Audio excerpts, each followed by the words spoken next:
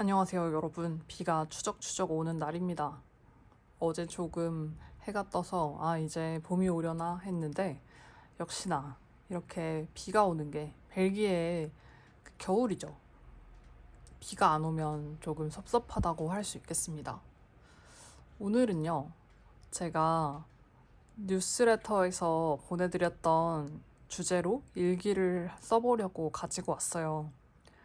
저도 그 당시 제가 뉴스레터를 보낸 날짜에 쓰지 못하고 조금 늦게 이렇게 쓰려고 앉았습니다. 사실 네, 그 사이 언젠가, 그러니까 2월 언젠가만 쓰면 되는 그런 주제인데 아무튼간 제 책상 위의 물건들에 대해서 한번 글을 써보려고 이렇게 앉았습니다. 제가 그거를 주제를 꼽은 이유가 바로 요책 그 생각하기 분류하기라고 하는 조르주 페렉의 책에 나오는 글 제목이에요. 제가 그 뉴스레터에서도 이 책을 소개해드렸었는데 이 책에 보시면 여기 19 내 작업대에 있는 물건들에 대한 노트라고 있습니다. 그래서 이거를 한번 함께 보시면 여러분들이 어떤 식으로 글을 쓸지 조금 더 감이 오실 수도 있고 아니면 이 사람은 이렇게 썼네 나는 이렇게 썼는데 라고 비교해 보실 수도 있을 것 같아서 한번 같이 읽어보려고 가지고 왔습니다. 근데 다 읽진 않을 거고요. 중간중간 건너뛸게요. 내 작업대에는 물건들이 많다. 제일 오래된 것은 물론 만년필이다. 나는 하루에 몇 시간씩 작업대 앞에 앉아 시간을 보낸다. 가끔은 작업대가 말끔히 치워져 있으면 어떨까 싶을 때도 있다. 그러나 대체로 무엇 하나 더 올려놓을 수 없을 정도까지 한가득인 편이 더 좋다. 내 책상은 길이 1m 40cm에 너비 70cm의 유리판으로 금속 사각대가 그 밑을 받치고 있다. 안정성이라는 면에서는 불합격이지만 물건을 올려놓거나 거기다 더 쌓아 올릴 수도 있으니 결과적으로는 그럭저럭 괜찮다. 말하자면 물건들 무게가 책상 균형을 유지한 채 버틸 수 있게 해준다. 나는 꽤 또 자주 작업대를 정돈한다. 물건 전부를 다른 곳으로 옮기고 하나하나 제자리를 찾아주는 일이다. 유리판을 행주로 가끔은 전용 세제를 묻혀서 닦고 물건 하나하나 똑같이 그렇게 닦는다. 이때 문제는 이 물건을 책상에 둘 것인가 말 것인가를 결정하는 일이다. 그 다음에는 그 물건마다 제자리를 찾아주어야 할 테지만 이건 그리 어렵지 않다. 이렇게 내 자리 정돈을 무턱대고 하는 일은 드물다. 대개 때마침 작업을 시작하거나 끝낼 때 하게 되는데 딱히 정해지지 않은 어중간한 하루 중에 그러니까 책상에 계속 앉아 있어야 할지 말지도 잘 모르겠는 때라든가 정렬, 정돈, 배열과도 같이 혼자서 하는 자성적인 그런 일들에나 매달리게 되는 때에 한다.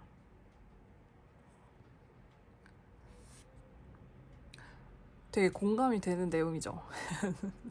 소설을 많이 쓴 소설가라고 해도 책상 정리는 어려운 법입니다. 그래서 되게 이 사람이 정말 아주 세세하게 보고 있구나라고 하는 그런 부분들도 있고 예를 들면 책상의 길이를 얘기를 한다든가 아니면은 아까 제가 그냥 건너뛰긴 했지만 재떨이를 묘사를 하면서 재떨이의 그 생김새와 그다음에 소재와 이런 것들을 얘기를 해요. 근데 사실 우리가 책상에 있는 물건들을 말할 때 그냥 물건을 나열하기만 하지 이 물건이 어디서 어떻게 비롯되었고 이 물건은 어떻게 생겨 먹었으며 이 물건은 나에게 어떤 의미가 있어서 내가 이 물건을 책상 위에 놓았다라고 얘기를 하진 않잖아요. 그래서 뭔가 약간 여러분의 책상이 원래 항상 그렇듯 그렇게 있겠지만 더럽던지 깨끗하던지 그것은 상태에 불과하고 여러분의 책상은 항상 거기 그렇게 존재할 거 아니에요? 근데 항상 거기 그렇게 존재하는 책상에 대해서 조금 다른 시각으로 더 깊게 들어가거나 아니면은 좀 더 러프하게 내가 어떤 사람이라서 이 물건을 좋아한다 라는 약간 좀 더 큰 그림을 얘기를 해본다던가 하는 그런 일기가 되었으면 하는 바람에서 그렇게 주제를 꼽아 보았습니다. 그래서 책이 저는 좋아하는 책인데 사실 호불호가 조금 갈릴 작가예요. 조르주 페렉이라는 작가가. 그래서 여러분들 취향에 맞다면 읽어보시되 그게 아니라고 한다면 그냥 지금 읽어드렸던 그 부분 그 부분과 이제 제가 조금 더 앞으로 읽어드릴 부분에 이제 한정해서 나는 나의 책상에 있는 물건들에 대해서 이런 이야기를 써봐야겠다라고 생각을 하시면 좋을 것 같습니다. 그래서 한번 계속 읽어볼게요. 내 작업대 위의 물건들에 대한 이야기를 써볼까 생각한 것은 벌써 여러 해 전이다. 3년 전쯤 초반만 써두고 말았다. 그걸 다시 읽어보면서 그때 썼던 7개 물건 가운데 4개가 아직도 작업대에 있다는 것을 알았다. 그 사이에 이사를 했는데도 말이다.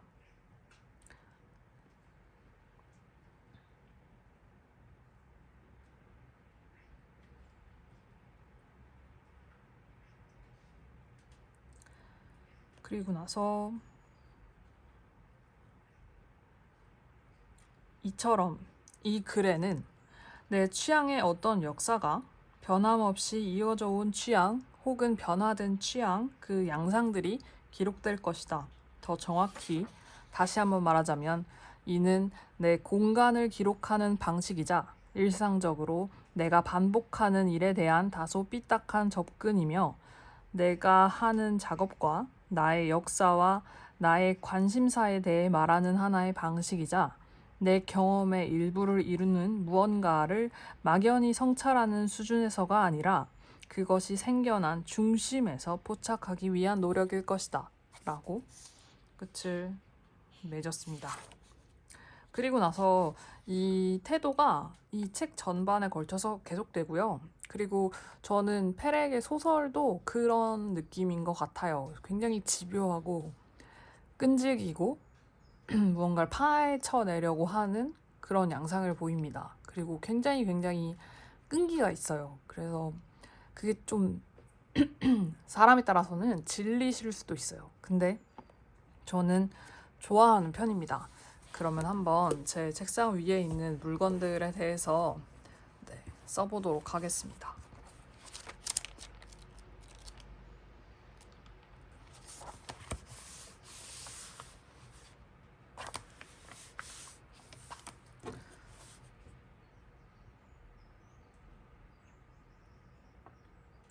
딱히 여러분들께 소개해드릴 만한 그런 물건은 없긴 하지만 저는 개인적으로 저의 휴지 꽂이를 좋아해요.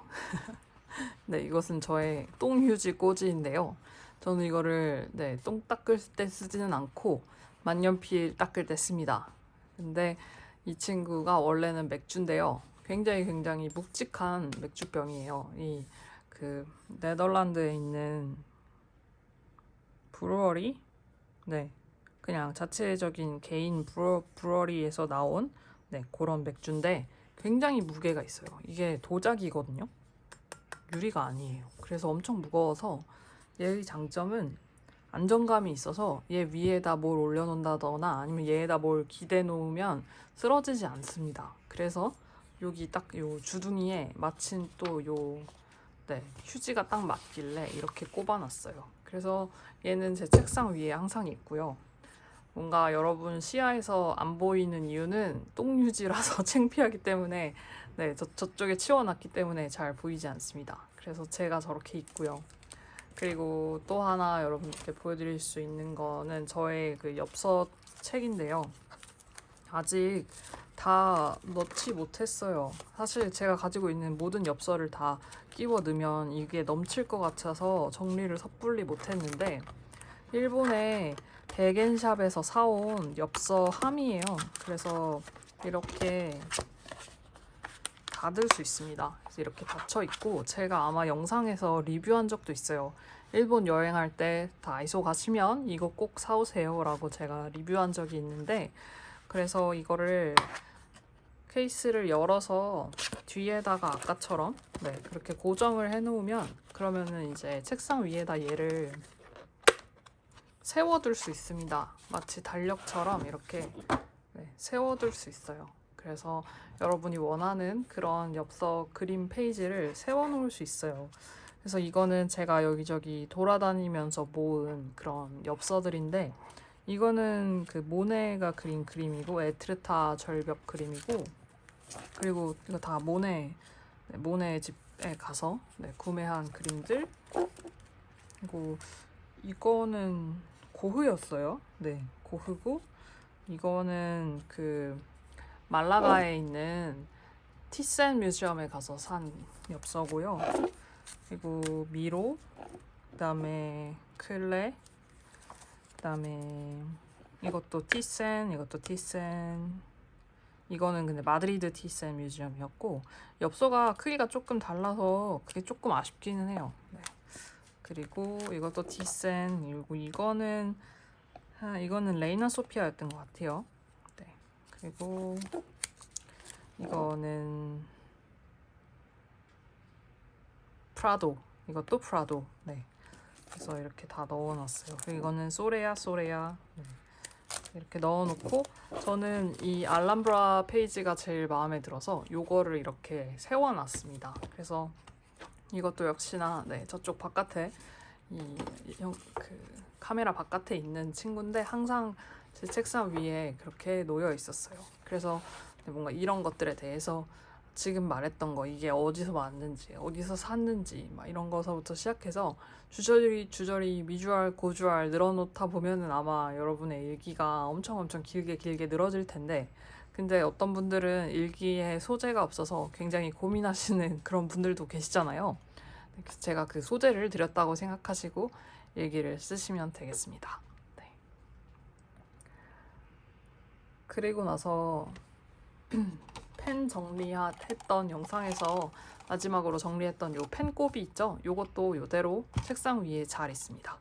네.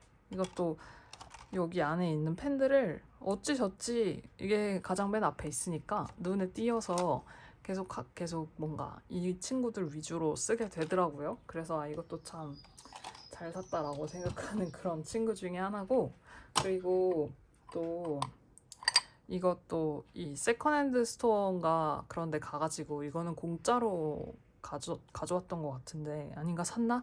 아무튼 잘 기억이 안 나는데 이 친구는 그 양초 티라이트 작은 거 아시죠? 네, 그 작은 티라이트를 넣어서 양초를 피우는 네, 그런 양초 홀더 같은 건데 근데 저는 이거를 뭐에 쓰냐면 이런 네, 요 귀여운 친구들을 이렇게 놓으면 예뻐요.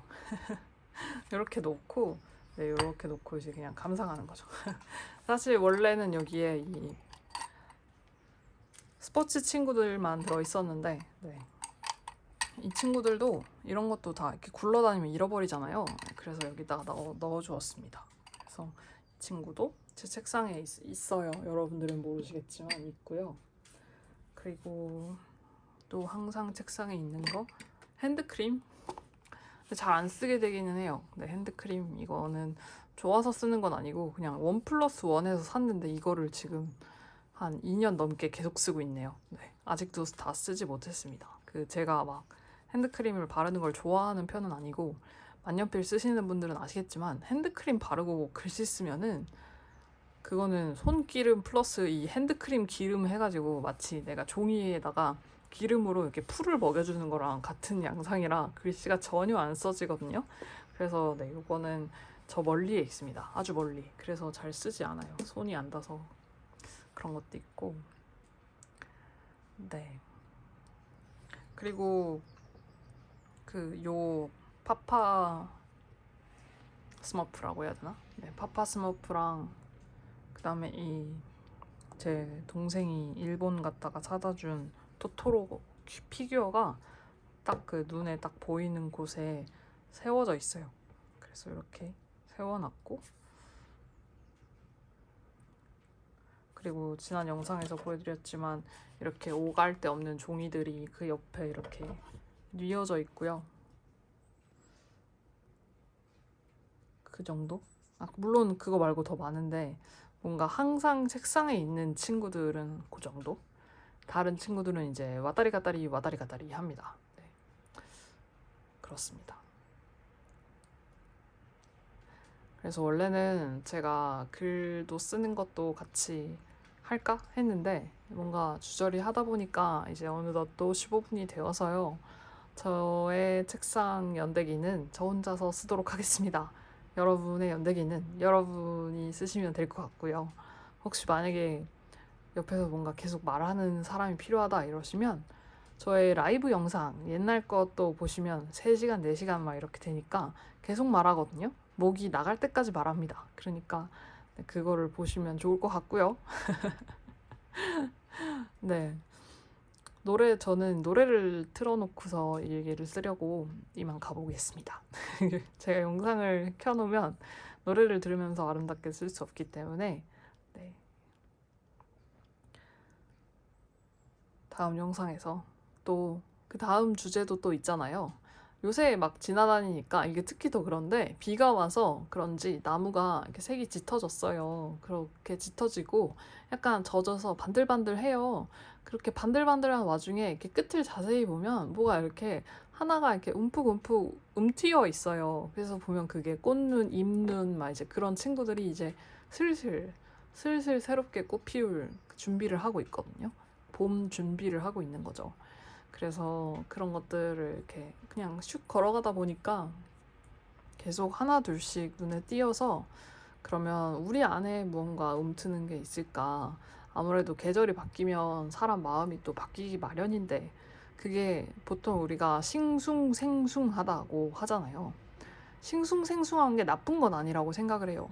거기 안에는 나쁜 것도 있고 좋은 것도 있고 막 약간 아무런 감정이 없는 것도 있고 감정이 옅은 것도 있고 그래서 그 모든 것들이 다 모여서 이제 그걸 우리가 싱숭생숭하다라고 하잖아요.